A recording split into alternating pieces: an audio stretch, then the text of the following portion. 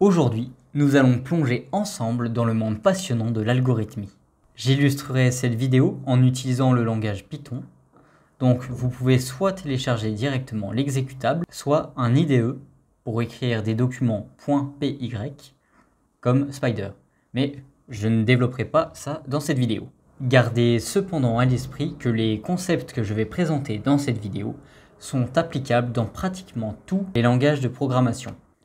Que vous soyez débutant en programmation ou que vous cherchiez à développer vos compétences, cette vidéo vous guidera dans les concepts de base de l'algorithmie tout en réalisant une démonstration pratique. Juste avant que la vidéo ne commence, j'en profite pour vous rappeler que la chaîne est en plein développement, alors n'hésitez pas à la soutenir en vous abonnant et en likant la vidéo. Merci à tous ceux qui le feront, ça me sera vraiment d'une grande aide.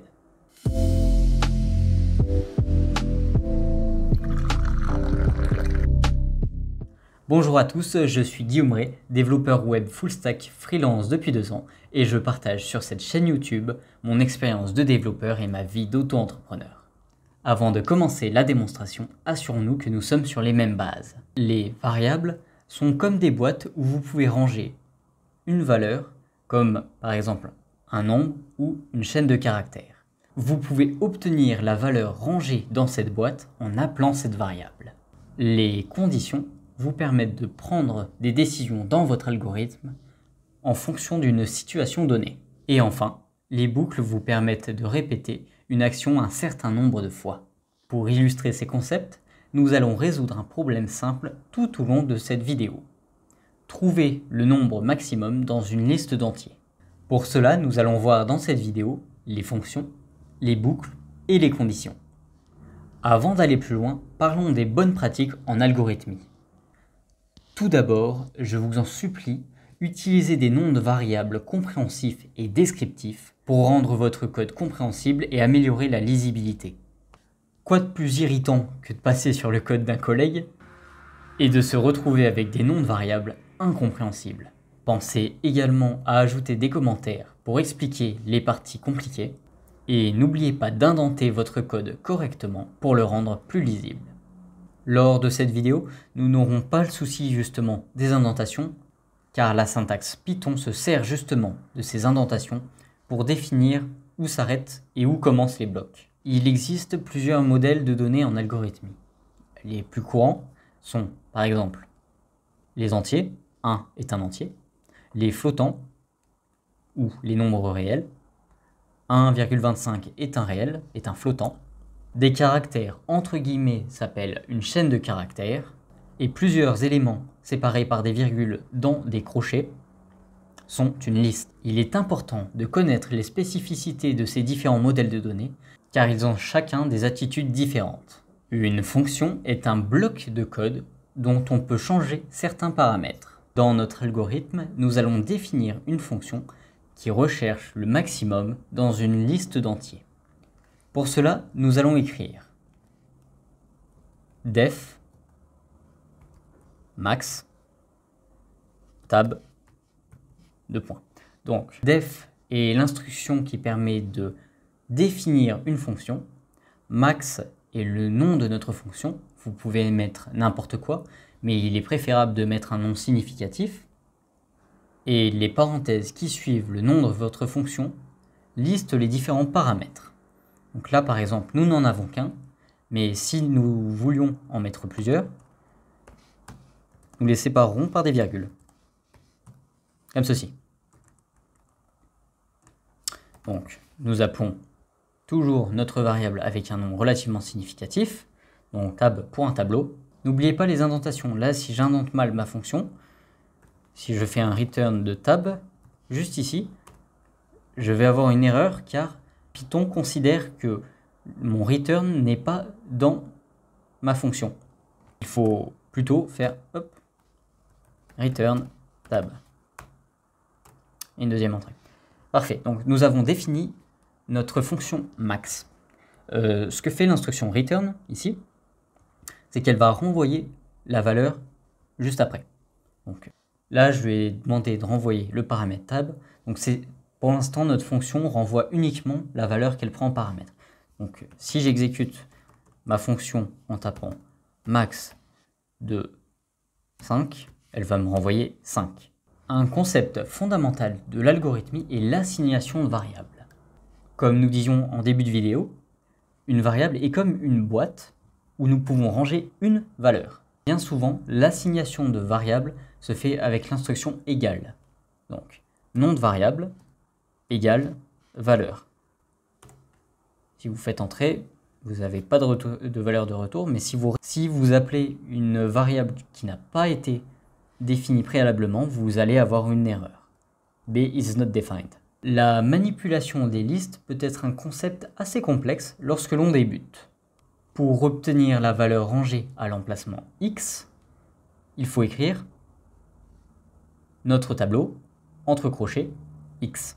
Donc on va définir une variable tab, à laquelle on va assigner la valeur 1, 2, 3. Hop, parfait.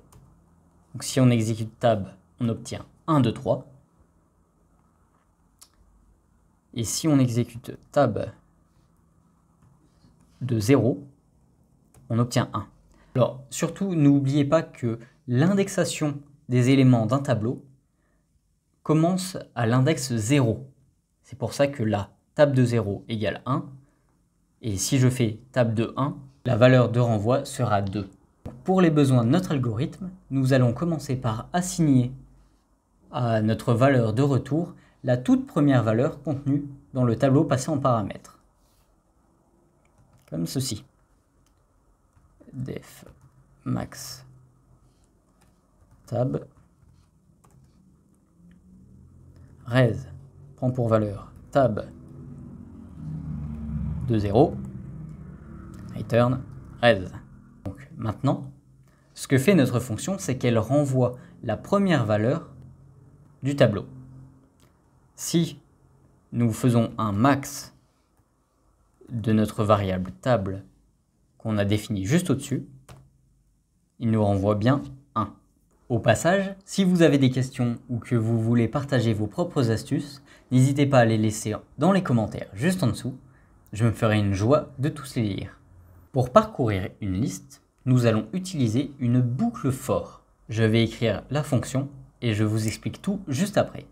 Donc, nous réécrivons notre fonction, max de tab de points, res prend pour valeur tab de 0, for nombre in tab, res prend pour valeur nombre,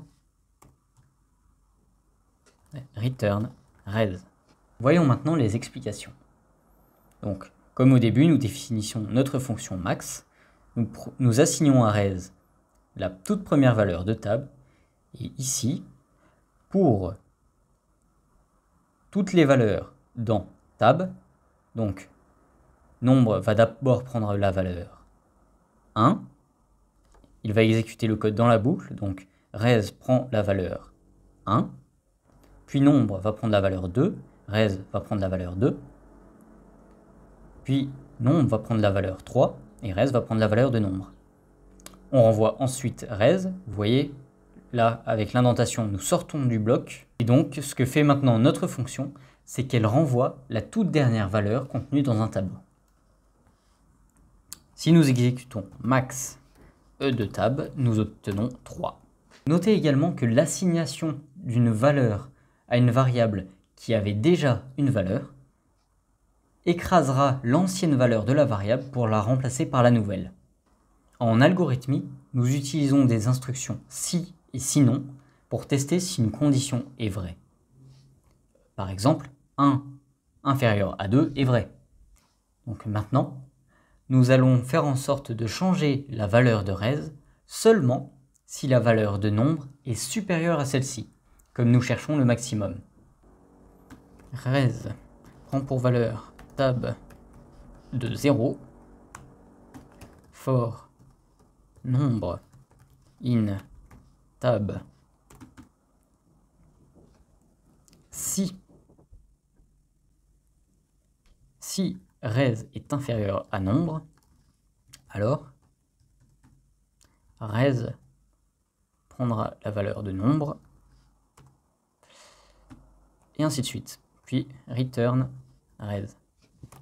Maintenant, à chaque tour de boucle, nous testons si l'ancienne valeur est supérieure à la nouvelle.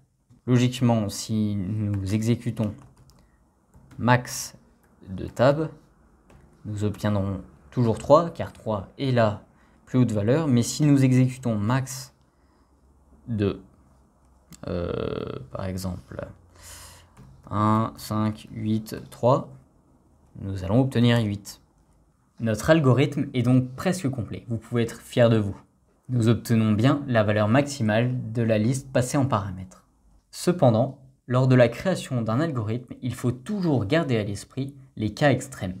En l'occurrence, comment réagit notre fonction si on lui passe un tableau vide. Vous voyez, max de tableau vide renvoie une erreur. Cette erreur est due au fait que nous adressons la toute première case du tableau alors que celle-ci n'existe pas. Donc avant la première assignation, il faut toutefois vérifier si la première case existe bel et bien. Ce qu'on peut faire, c'est def max tab si len de tab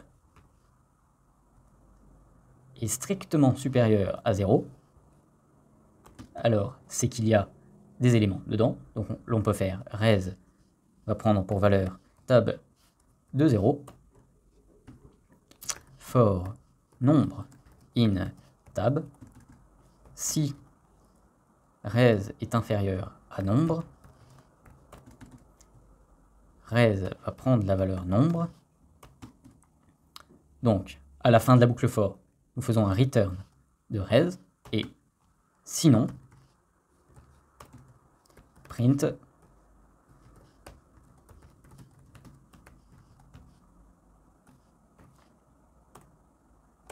et voilà. Donc, ce que va faire maintenant notre nouvelle fonction, elle va tester si la taille du tableau, len, qui correspond à length, va renvoyer la taille du tableau. Donc, len d'un tableau vide renverra 0. Donc, si len du tableau est strictement supérieur à 0, donc elle va exécuter notre fonction précédente. Et sinon, elle va juste afficher dans la console votre liste est vide.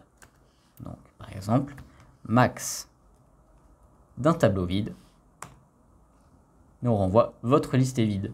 Récapitulons ce qu'on a fait. Nous avons utilisé une boucle for pour parcourir chaque élément de la liste un par un. En utilisant les conditions if, nous avons testé chaque élément de la liste avec le maximum obtenu précédemment, et s'il était plus grand, nous avons mis à jour la valeur de retour. Ce qui fait qu'à la fin de la boucle, nous avons trouvé la valeur la plus grande. Et voilà, félicitations, vous avez plongé dans les concepts de base de l'algorithmie avec Python. Nous avons exploré les variables, les conditions, les boucles, les bonnes pratiques, tout en résolvant un problème concret. Continuez à pratiquer et à explorer de votre côté l'algorithmie pour renforcer vos compétences. J'espère que cette petite démonstration vous aura été utile et vous aura aidé à comprendre les concepts de base de la programmation. N'hésitez pas à vous abonner à la chaîne et à liker cette vidéo pour me soutenir. Vous pouvez retrouver juste ici d'autres de mes contenus qui pourraient sûrement vous intéresser. Merci à tous d'avoir regardé cette vidéo et sur ce, bonne semaine!